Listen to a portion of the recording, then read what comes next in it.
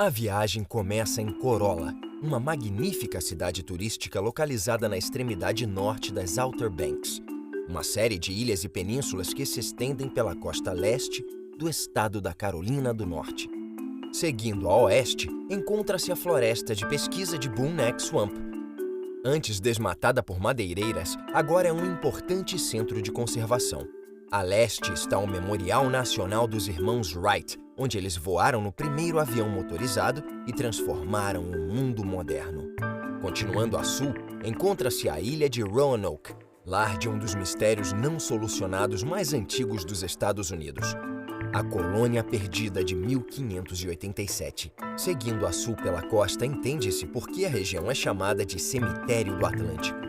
A última parada é no continente, em New Bern, uma das cidades mais antigas dos Estados Unidos e berço da Pepsi Cola.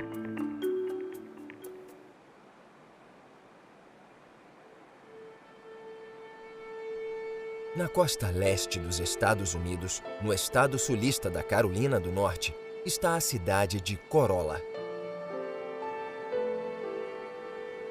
Antes do grande desenvolvimento dos anos 1980, ela era pouco conhecida e raramente visitada.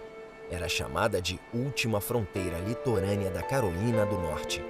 Agora, com suas praias espetaculares, casas de veraneio e vistas magníficas, Corolla passou a ser muito frequentada por turistas. A cidade fica no extremo norte das Outer Banks, uma faixa de 320 quilômetros que separa o Oceano Atlântico a leste dos estuários, enseadas e estreitos a oeste. Uma das principais atrações da cidade é o farol Currituck Beach Light. Construído em 1875, ele tem 48 metros de altura. Corolla e suas praias são visitadas especialmente por famílias, e é assim há muito tempo. Em 1892, um redator da revista Harper's Weekly escreveu: "Se alguém espera achar algum lugar na Terra que esteja desocupado, com certeza é esta faixa de areia entre o oceano e o estreito." No entanto, gerações e gerações de uma raça resistente vivem aqui há mais de um século. Eles subsistem caçando, pescando, criando gado e trabalhando como guias.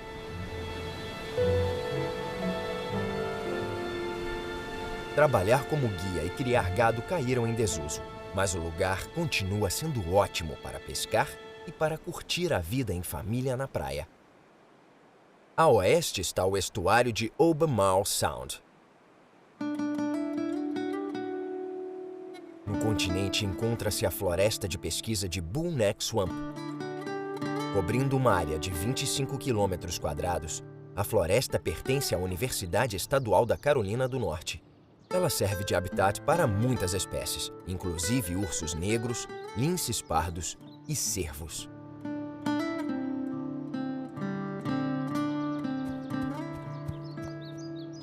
Antes de se tornar uma área protegida em 1996, a floresta pertencia a madeireiras. Grande parte do trabalho de conservação consiste em trazer de volta o cedro branco do Atlântico, que foi intensamente desmatado.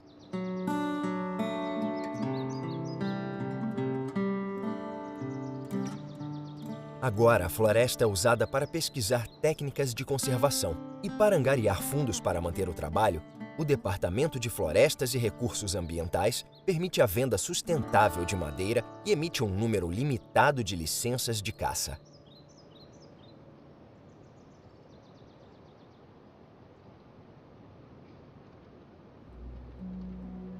De volta às Outer Banks, encontra-se esta ponte de 4,5 km. O nome dela dá uma pista de um evento que ocorreu aqui e mudou o mundo. Esta é a ponte do Memorial Wright. E esta é a cidade de Kitty Hawk. A área já tinha sido povoada séculos antes da chegada dos exploradores europeus no século XVI. Mas a cidade moderna era pouco conhecida. Em 1900, este era o local perfeito para dois irmãos que procuravam um lugar reservado para fazer voos experimentais. Orville e Wilbur, os irmãos Wright, consideraram perfeitos os arredores de Kitty Hawk.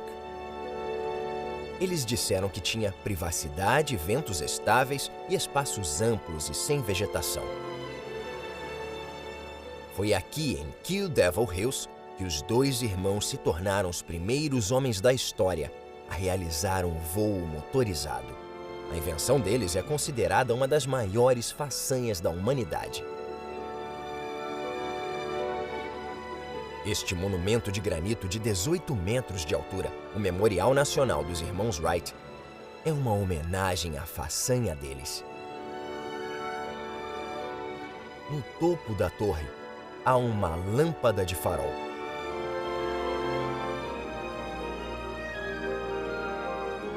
Perto dali, pedras grandes marcam o local preciso dos 4 primeiros voos dos irmãos.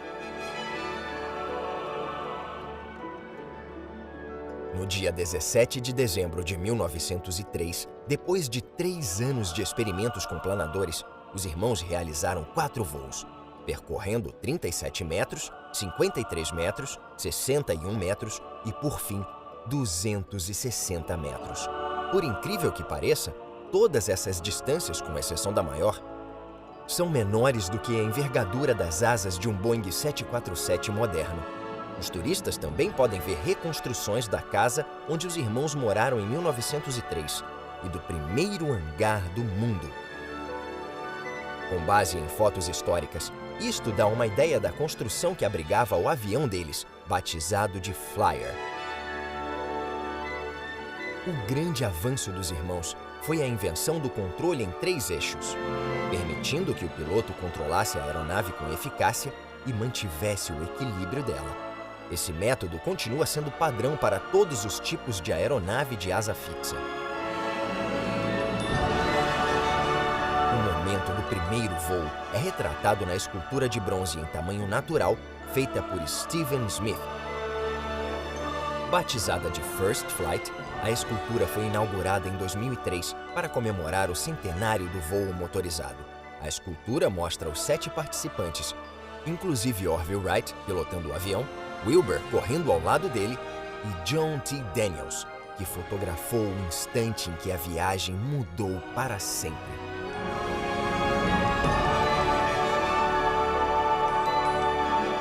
O avião original está exposto no Museu Smithsonian de Washington, D.C.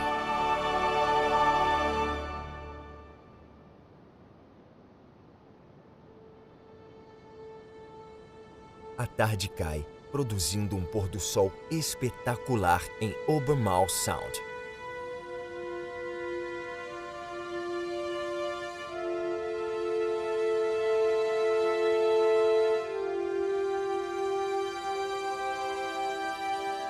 A noite se aproxima e o sol vai embora rápido. Então é preciso reabastecer e passar a noite no aeroporto regional do condado de Dare. Em Nags Head, uma faixa de areia das Outer Banks, está o Parque Estadual de Jockey's Ridge.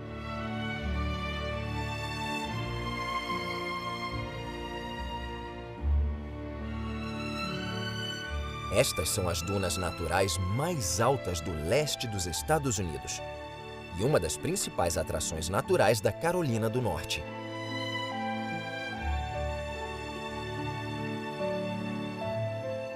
Os turistas podem visitar um museu sobre as dunas e os corajosos podem fazer aulas de asa delta. Os irmãos Wright também concordariam que este é um ótimo lugar para soltar pipa.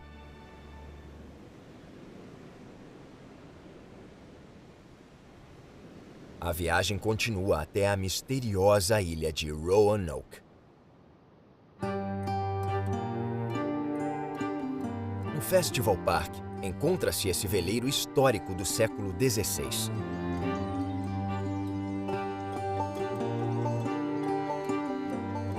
Batizado de Elizabeth II, trata-se de uma réplica de um dos 7 navios da frota de Sir Walter Raleigh. Ele foi construído em 1984 para comemorar os 400 anos da chegada das embarcações inglesas às Outer Banks da Carolina do Norte. O veleiro, que funciona perfeitamente, tem 3 mastros com velas quadradas. Tem 21 metros de comprimento, 5 metros de largura e um calado de 2,5 metros. Foi a bordo de veleiros como este que 117 colonos chegaram e fundaram a colônia de Roanoke. Isso ocorreu em 1587. Eles fundaram a colônia onde agora é o Patrimônio Histórico Nacional de Fort Riley. Depois de alguns meses, o governador da colônia, John White, resolveu voltar à Inglaterra para buscar suprimentos. Quando retornou, 2 anos depois, encontrou o povoado vazio. A colônia inteira tinha desaparecido. A única pista era a palavra Croatoan, o nome de uma ilha próxima, entalhado num poste de madeira. Até hoje, não se sabe o que aconteceu com 117 colonos. O Elizabeth Gardens é um memorial em homenagem a eles. Os jardins abrigam centenas de espécies de fauna e flora nativas, além de espécimes raros do mundo todo.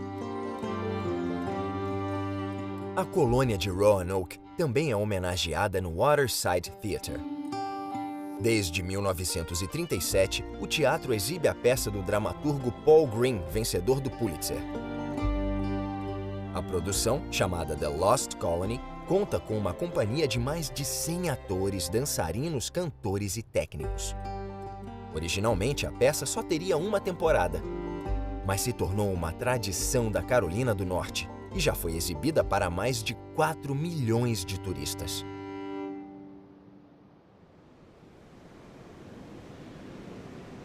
Do outro lado do estreito, nas Outer Banks, está o farol da Ilha Bodie.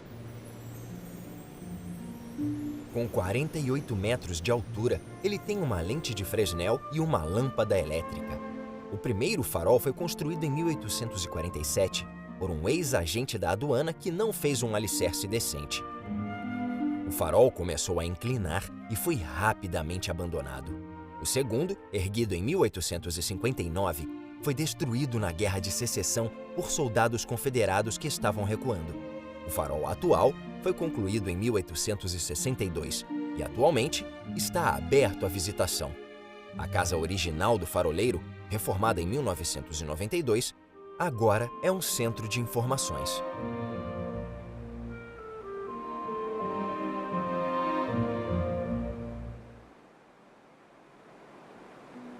As Outer Banks têm muitos faróis por causa de suas águas perigosas.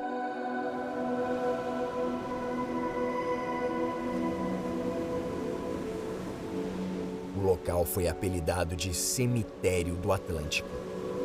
Restos de naufrágio, como estas partes isoladas, poluem o leito marinho da região. Acredita-se que mais de 5.000 navios tenham se perdido nestas águas desde que os registros começaram no fim do século XVII. Agora, os turistas podem desbravar esse passado macabro no museu dedicado ao Cemitério do Atlântico, localizado na ilha de Hatteras. Este litoral pode não ser bom para os navios, mas é ideal para os peixes, e as Outer Banks são um lugar perfeito para a pesca com vara.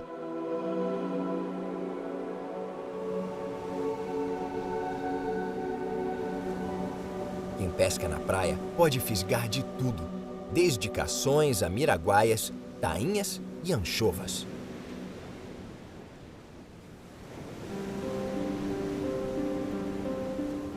A viagem segue a sul até o Cabo Hatteras. Este é o ponto mais a sudeste da costa atlântica da América do Norte. Estas casas à beira-mar costumam estar ameaçadas, pois esta região é considerada uma das mais suscetíveis a furacões e tempestades tropicais ao longo da costa leste americana. O Cabo Hatteras tem um farol.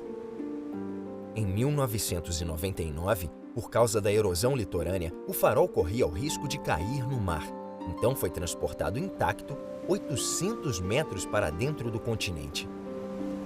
Com 64 metros de altura e pesando 5.000 toneladas, Nunca se havia deslocado uma estrutura de alvenaria tão alta. Hatteras é o sexto nome de lugar mais antigo dos Estados Unidos e foi dado pelos ingleses e ainda é usado hoje. Uma enseada ao norte do cabo foi batizado de Hatrask em 1585 e, mais tarde, modificada para Hatteras, que era o nome do povo indígena nativo. Seguindo o litoral, chega-se ao vilarejo de Hatteras, que sempre dependeu do mar para sobreviver. Agora é mais conhecido como um local turístico para a pesca em barcos. Mas a cidade ainda tem uma pequena frota de pesca comercial. Todos os anos, o povo de Hatteras homenageia a frota no Dia na Doca. Quando o sol se põe, os barcos de pesca locais navegam em flotilha pelo litoral cumprimentando a comunidade de Hatteras.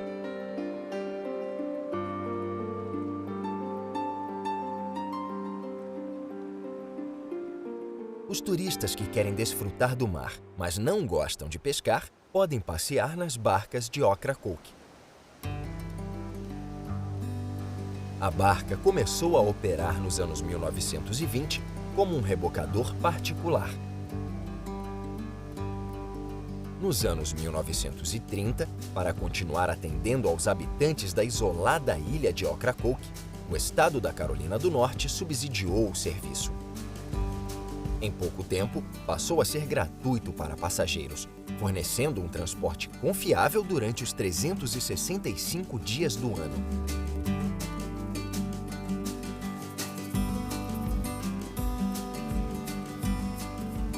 A barca ainda é adorada pelos moradores, mas a maioria dos passageiros são turistas que fazem a viagem de 40 minutos de Hatteras até a ilha de Ocracoke.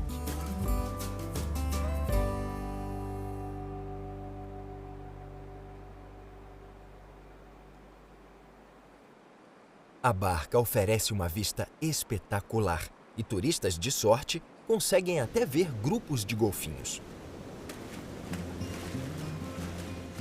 Os golfinhos habitam a costa das Outer Banks e as enseadas. Uma pequena população vive aqui o ano todo.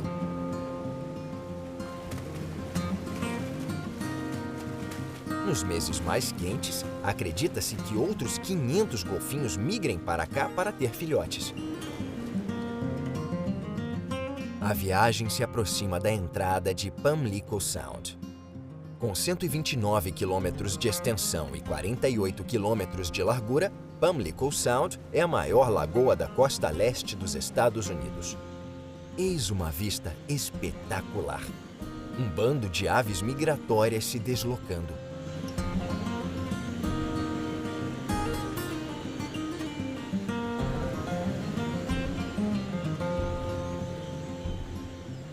Com centenas de quilômetros de praias desertas, florestas marítimas e pântanos, as Outer Banks são um refúgio para as aves. Elas atraem uma gama de espécies do norte, como o pato-arlequim, do sul, como o colhereiro, do oeste, como a marreca carijó, e aves limícolas, como os combatentes da Eurásia.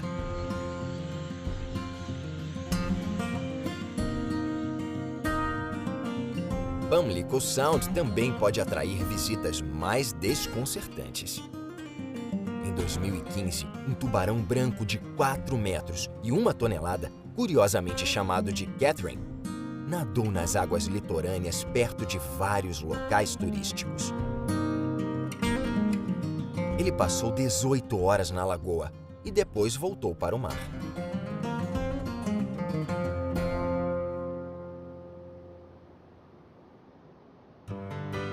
Esta é New Bern, uma das cidades mais antigas da Carolina do Norte. Os colonizadores que a fundaram vieram da Suíça, e o nome da cidade é uma homenagem à capital suíça, Berna.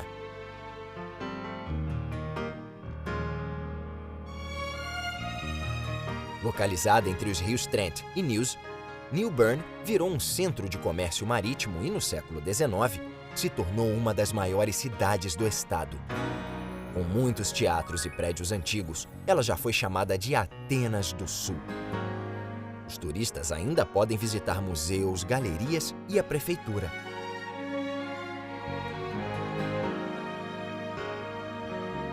A cidade é famosa por outra contribuição para a cultura americana.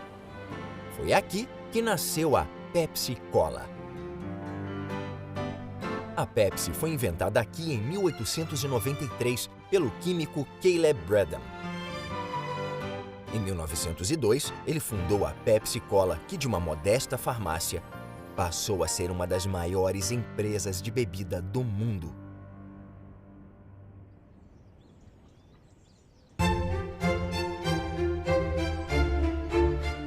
New Bern tem outro atrativo ainda mais grandioso: o Palácio de Tryon.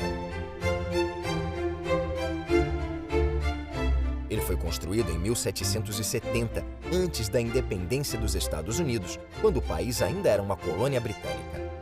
O governador real, William Tryon, trouxe um arquiteto inglês para projetar e construir este palácio no estilo inglês georgiano. Após a Revolução, o palácio foi o primeiro Capitólio estadual da Carolina do Norte. Em 1798, ele foi consumido por um incêndio. Mas em 1959, depois de 30 anos de trabalho por parte da população de New Bern, o palácio foi reconstruído. Ele tem 25 hectares de jardins, inclusive jardins murados formais de estilo vitoriano, para o cultivo de flores e hortas. Também há um jardim do século XVIII com plantas nativas que os colonizadores ingleses descobriram quando chegaram aos Estados Unidos.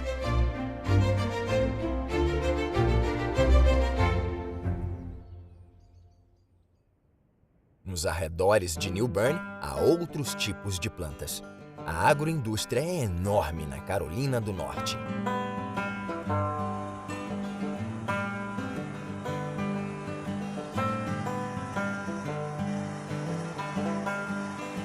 O setor contribui com cerca de 80 bilhões de dólares por ano para a economia do estado e emprega quase um quinto da mão de obra da Carolina do Norte. As fazendas estão entre as mais diversificadas do país. O estado cultiva mais de 80 tipos de commodities e é o maior produtor agrícola dos Estados Unidos. E isso inclui de batata doce a pinheiro de Natal, tabaco e peru.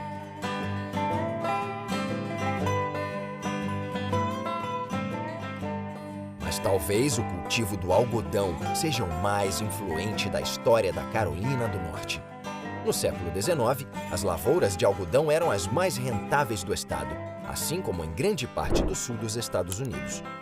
Mas colher todo esse algodão era um trabalho extenuante, e as lavouras de algodão da Carolina do Norte eram colhidas por escravos. Antes da abolição em 1865, havia mais de 330 mil escravos no estado, um terço da população da Carolina do Norte. Atualmente, o algodão não é mais colhido manualmente. Esta colheitadeira tem fusos giratórios que removem o algodão da planta. Depois, o produto é soprado para o cesto. Quando o cesto está cheio, a colheitadeira despeja o algodão numa enfardadeira que cria um tijolo compacto que pesa cerca de 220 quilos. Ou seja, atualmente, o cultivo do algodão é uma parte produtiva e civilizada da economia da Carolina do Norte.